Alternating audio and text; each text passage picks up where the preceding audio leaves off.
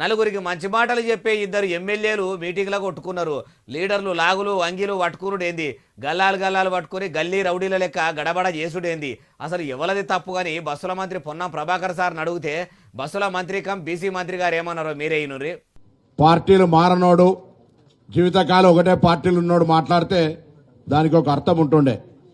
పార్టీలు మారినోళ్లే వైఎస్ఆర్ సిపిలో తెలంగాణ ఉద్యమంలో రాళ్లు కొట్టి కాంగ్రెస్లో వచ్చి కాంగ్రెస్లో అవకాశం ఇస్తే తీసుకొని మళ్ళీ టీఆర్ఎస్ తోటి అండర్ కరెంట్ పెట్టుకొని ఆ పార్టీలో జాయిన్ అయ్యి వాళ్ళు మాట్లాడితే దీనికి అర్థం లేదు.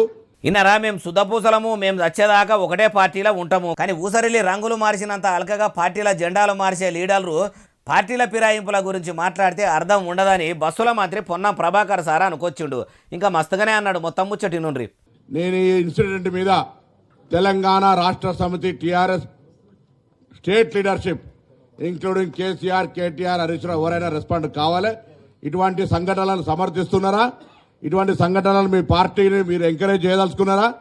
అసలు పార్టీ ఏం మాట్లాడుతుంది? మీరు వీళ్ళందరికీ ఆదర్శంగా మీరు అటువంటి బూతు మాటలు నేర్పే స్కూల్ ఏమైనా పెట్టుకున్నారా? కార్ పార్టీ పెబ్బలు మాజీ CM KCR sir, KTR sir ఈ కొట్లాట మీద మాట్లాడాలి. మీరు ఇట్లా మీటింగ్లకు పోయి లొల్లులు చేయాలి, కయ్యాలు పెట్టాలి, కాంగ్రెస్ సర్కార్ను ఇచ్చగొట్టాలని ఇట్లా ఏమన్నా సోంచాయించిండా అనుకొచ్చిండు.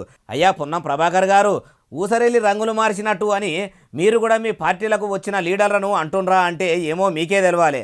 అయినా పంచాయతీల మీద మాట్లాడేంత ఖాళీ టైం ఉన్న మీకు 6 గ్యారెంటీలు పురాగా అమలు చేసుడు మీద ముఖ్యమంత్రి సార్తో మాట్లాడేందుకు ఫ్రీ టైం దొరుకుతలేదా? ఈ పంచాయతీ గురించి మాట్లాడకపోతే ఏం పడిపోదు. 6 గ్యారెంటీలు అమలు చేయకుంటే ప్రజలే మీతోని ఇట్లా పంచాయతీలు పెట్టుకునే రోజులు ముంగడ వస్తాయి అంటుర్రు ఈ ముచ్చటిన్నోళ్ళు.